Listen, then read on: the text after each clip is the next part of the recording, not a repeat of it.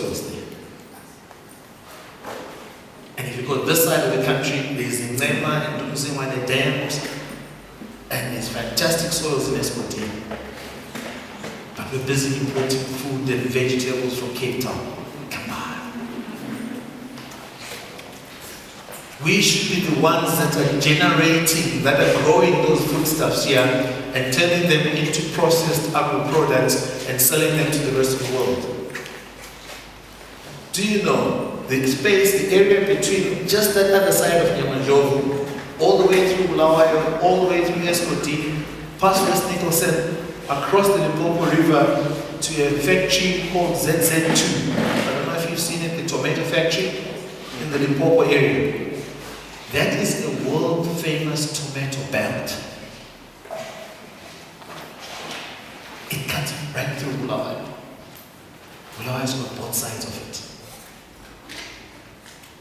We have that opportunity as a city, and we're sitting on it. Mining supporting industries and services. I don't believe that mining as an industry is for Bulawayo. If you look at the geophysical map of Bulawayo, there's a lot of gold in the city. But we built houses and buildings on top of that gold. If you look at Hillcrest, if you look at City Center all the way that way, if you look at all of this industrial area, there's a lot of gold underground.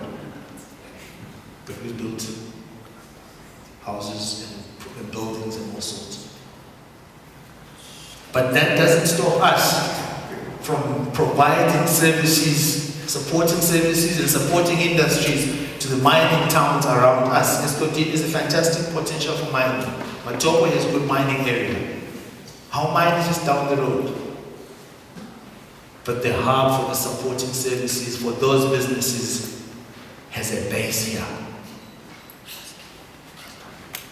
Tourist channel. I don't believe that Bulawayo is a tourist destination. I know a lot of people tell you different, but there's nobody who's going to sit in London, in Tokyo, in New York, in Bujumbura, in Blantyre, and say, I want to go to Bulawayo on holiday. To do what? We've got to be friends with these things. Bulawayo is a tourist channel. It's a tourist channel to somebody who wants to go visit Matopos. A tourist channel to somebody who wants to go visit Wangi, probably one of the best game parks in Southern Africa. A tourist channel to somebody who wants to go to Binga. A tourist channel to somebody coming all the way from South Africa and wants a 2-3 night stopover on their way to Vic Falls. We need to have ourselves ready as a city to do the things that a tourist channel does, to provide the services that a tourist channel does, and stop pretending that we're a tourist destination. We are not a destination.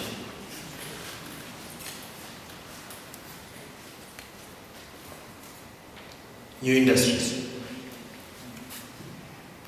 You know, just the 7 of them. It's the Baptist in me that just likes it.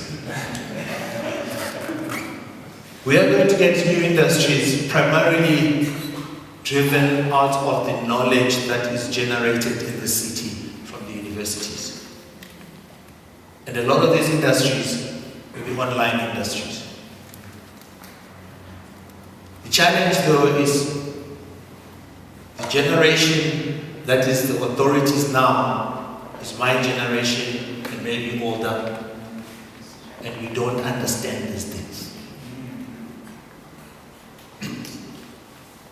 You talk cryptocurrencies, you confuse us. And our next action is to ban the cryptocurrencies. What's with that? The whole world is talking cryptocurrencies. We were so lucky we had 3 exchanges, not crypto companies, but exchanges in this country. And one of them is about to raise $35 million in an ICO. And we banned them.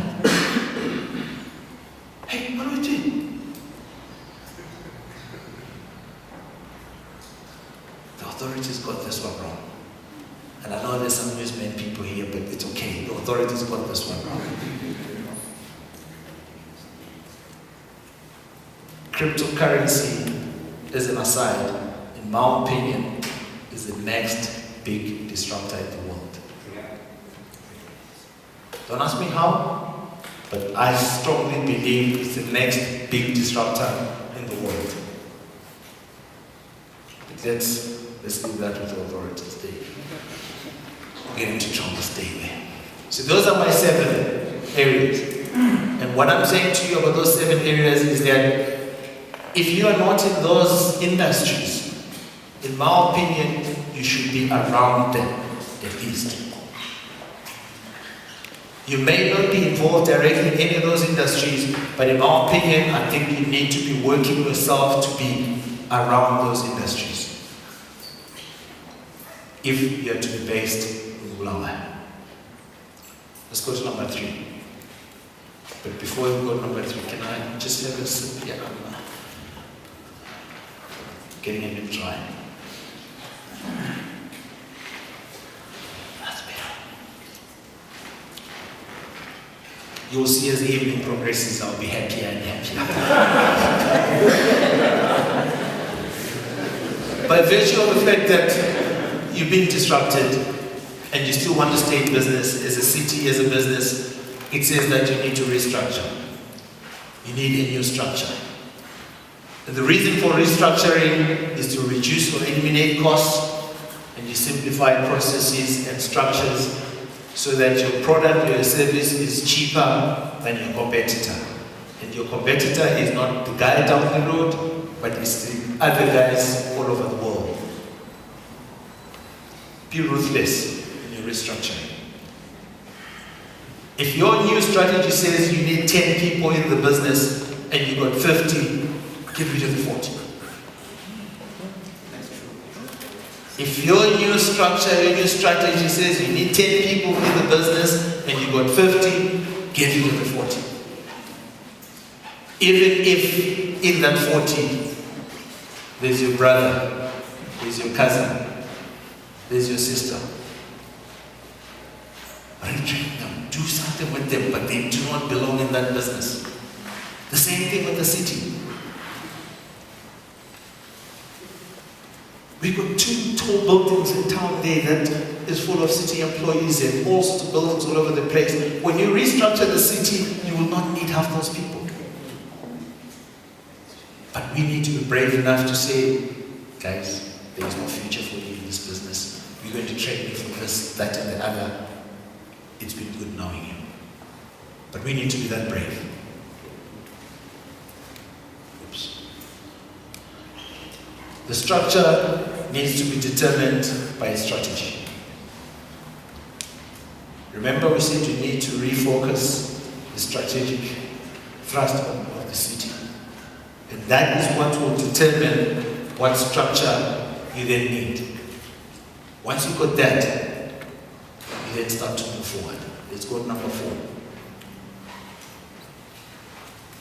Redesign the culture and the narrative. We are naturally in Zimbabwe a warm and welcoming people. We are hard-working people. We've got a very high work ethic. And if truth be told, the spirit or the issue or the subject or the thing of Ubuntu comes from here. The world has popularized it. Some of them say they don't even know what it means. But it comes from here. And we've got that. That's our culture. The corruption thing is not part of us. And I'm talking about people from Zimbabwe. Anybody that's been born here, grew up here, educated here, anybody that's been formed here. But we need to understand the investor side. We need to understand what a guy sitting in London, sitting in New York, sitting in Tokyo is looking for. And how we can help them. The narrative. The way we talk about our city, the way we talk about our country when we're outside, sometimes stuns me. You meet a fellow Malawian or a fellow Zimbabwean outside the country, and they start talking bad about the city, about the country, and you join in and you just hammer the city, you hammer the country. Hey, this is going wrong, this is going wrong, this, that, and the other. What do you think the foreigners are going to think of the place?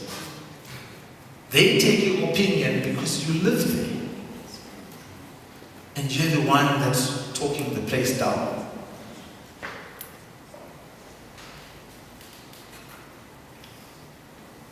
We talkers say Bulawayo was a one-time industrial hub in Zimbabwe.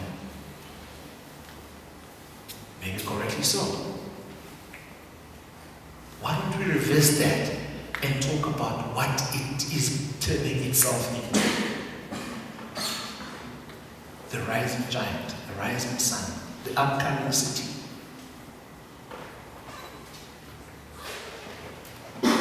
Water crisis. That one, I got a bit personal at one stage about it. There was issues to do with water, I think it must have been about 2016, and a committee called the Water Crisis Committee was formed in the city, and it became headlines. Now, you tell me what a guy sitting in New York, London, or Joburg, thinking about coming to invest in Bulawayo thinks when he sees Water Crisis Committee set up in Bulawayo. And it's got all these high-level